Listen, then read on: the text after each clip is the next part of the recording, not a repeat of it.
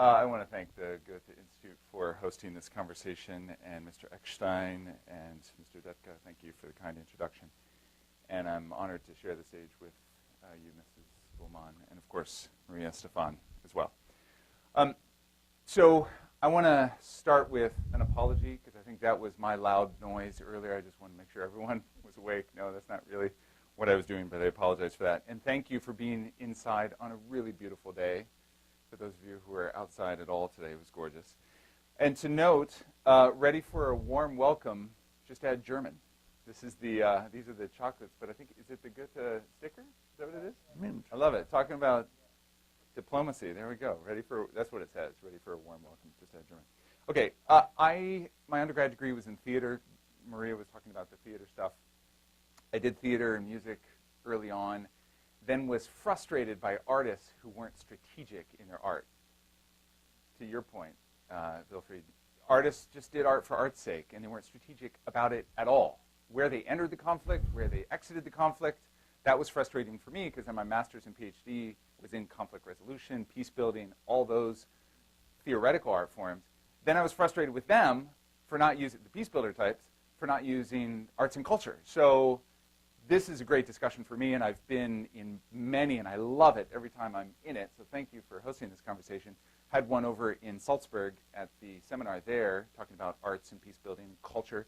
The problem with a conversation, and this group isn't guilty of this, but the problem with most conversations when it comes to arts and culture is a very simplified understanding of what arts and culture is. So I want to redefine or add a new definition to our understanding, so we're starting from a different framework for the Q&A.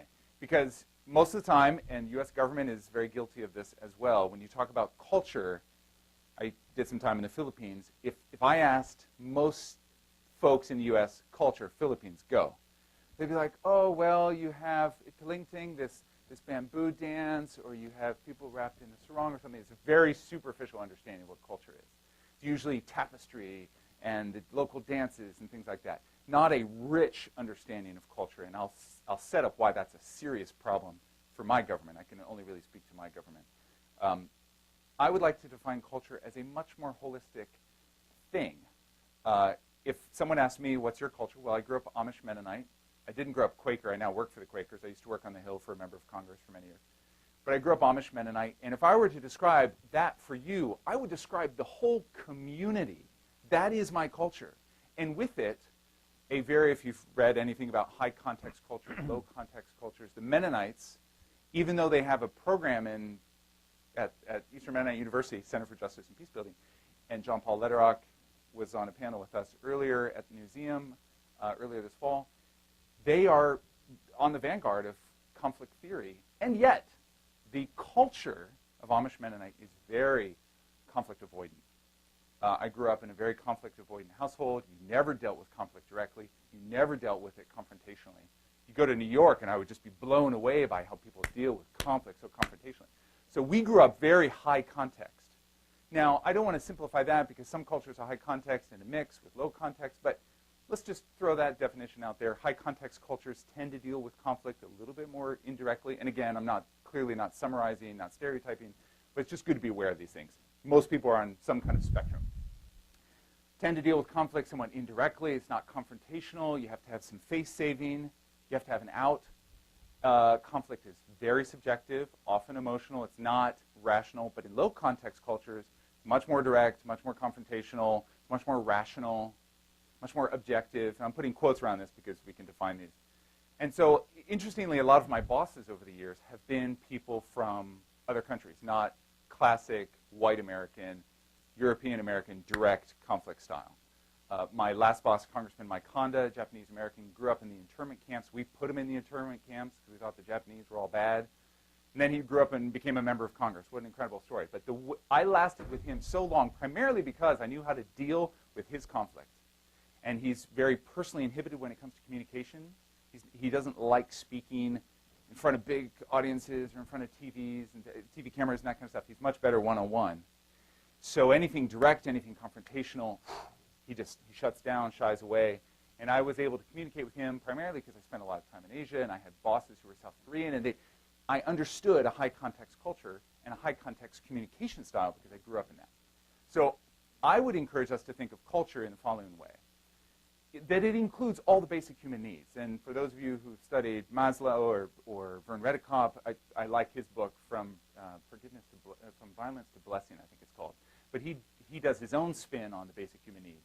What are basic human needs? Every one of us, all of us in this room, and then beyond, from ISIS to the folks who were yelling on the microphone, whoever got out on Gallery Place Metro, like I did, I mean, hatred. Even they are struggling with the same basic human needs. What are they? Well, my take on it, most important 5, everyone has a basic need for meaning. And that manifests in different ways. Maybe it's religion, maybe it's other, maybe it's non-religion. But we have to make meaning of our lives.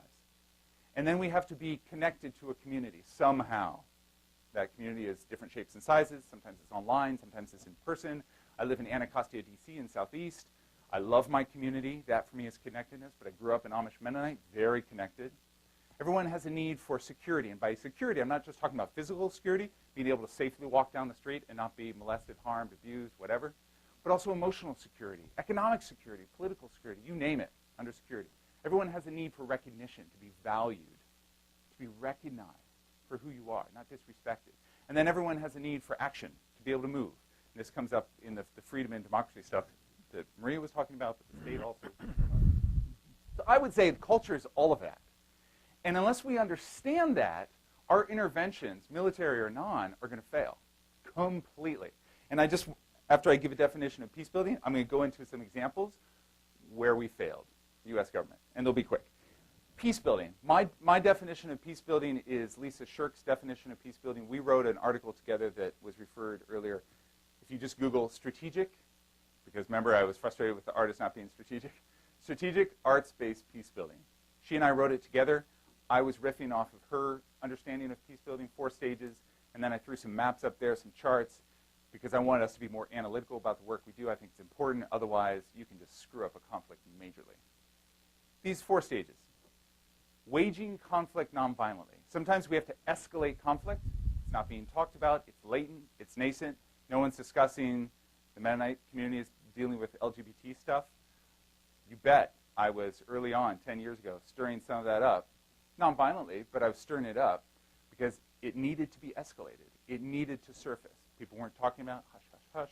We don't deal with LGBT in the Mennonite community, blah, blah. Stir it up, stir it up, stir it up. So that's one part of the cycle. Another peacebuilding approach, reducing direct violence. This is where peacekeepers come in. The violence is raging. It's already happening. ISIS, what do we do? What do we do?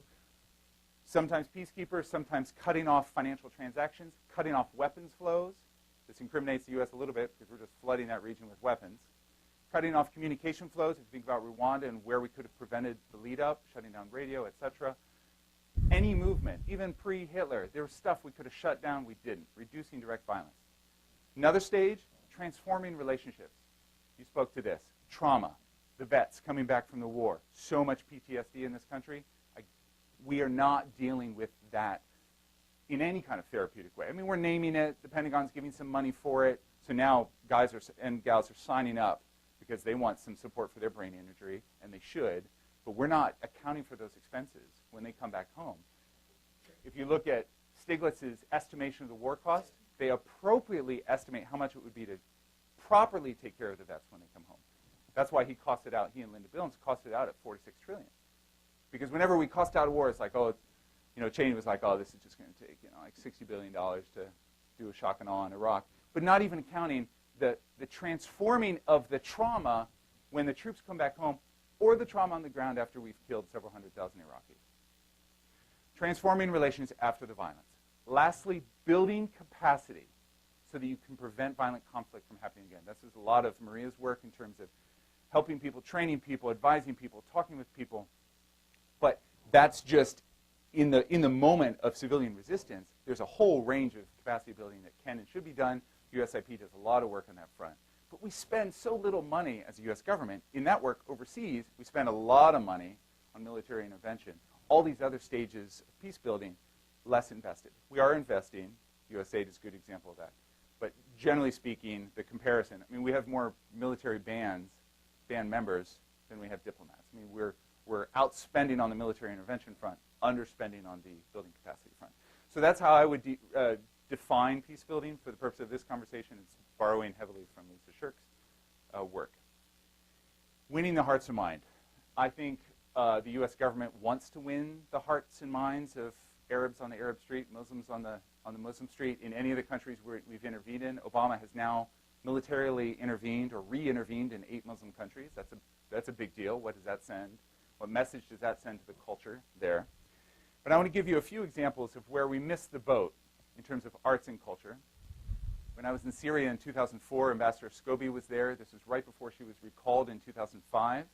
When we didn't like Assad, well, we never liked Assad, but back then we didn't like Assad. We're like, we're going to pull we do this. We're going to pull Ambassador Scobie out of the country, and we're going to send a message to Assad that we're going to cut you off. We're not going to talk to you again. Well, meanwhile, the Japanese were there building, roads, bridges, infrastructure, economic development. So interview someone on the ground. Who do they like more? They like the Japanese. You go to the African continent, same conversation. Who do they like more in terms of China investing in infrastructure? Now, there's questions about that we can talk about in the Q&A. Or our military exercises, 546 military exercises last year alone, an increase of 218% since 2008. So if you're on the African continent, drone strike, airstrike. China, hey, do you want a road? There's a very different approach. My problem with Ambassador Scobie, I had dinner with her, sitting right beside her, is that she was in the region for 20 years, did not speak fluent Arabic. It's like, come on. And that's part of the investment on the front end here, and I think that's changing significantly since 2004. So I want to give credit to the State Department for probably changing that practice. But I think it's common knowledge that our investment in Arab fluent speakers within the Foreign Service is a problem, probably continues to be. Maria can probably answer that. Iraq, after we invaded, look at the House floor debates in Congress. House floor, they didn't know what Sunni and Shia were.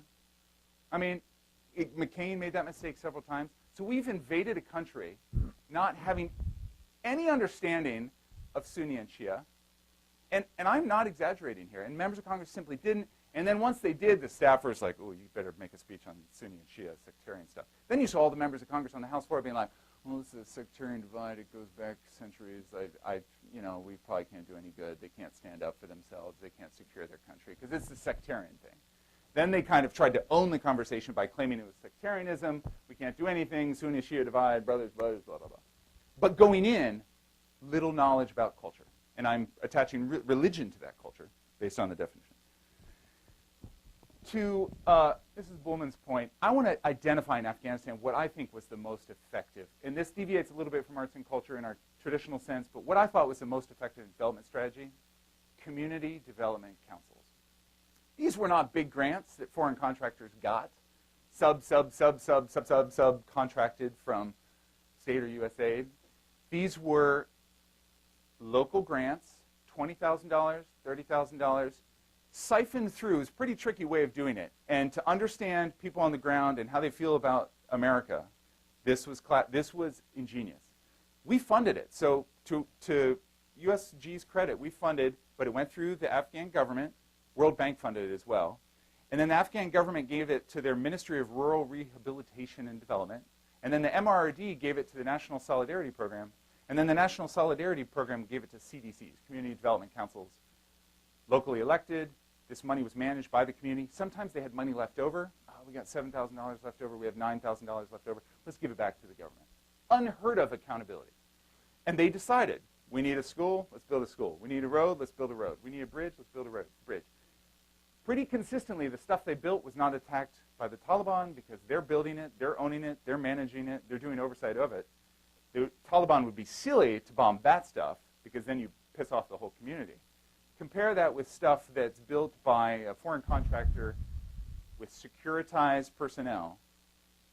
Taliban sees that as a target. Oftentimes the stuff was built and never used or bombed later. In intervening in countries or even doing reconstruction, stabilization, culture is critical. Who's doing it is critical.